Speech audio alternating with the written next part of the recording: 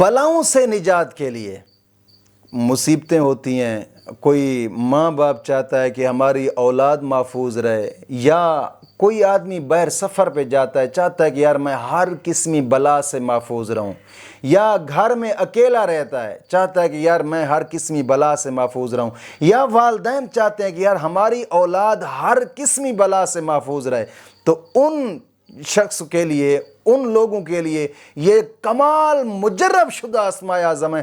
اگر والدین اولاد کے لیے کرے تو انشاءاللہ ان کی اولاد ہر قسمی بلا اور مصیبت سے محفوظ رہے گی۔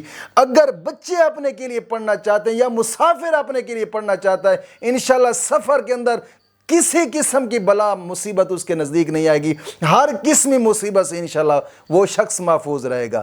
اگر ان اسماء اعظم کو والدین پڑھنا چاہتے ہیں تو پھر نماز کے بعد 11 مرتبہ پڑھیں اور چلتے پھرتے بھی پڑھتے رہیں۔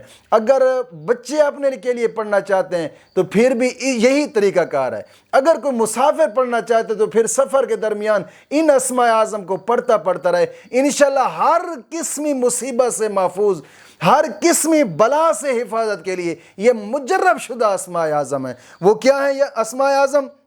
یا رحمانو یا سلامو، یا رحمانو یا سلامو، یا رحمانو یا سلامو، ہر قسمی مصیبت سے حفاظت کے لیے یہ اسماء اعظم مجرب شدہ اسم اعظم ہے۔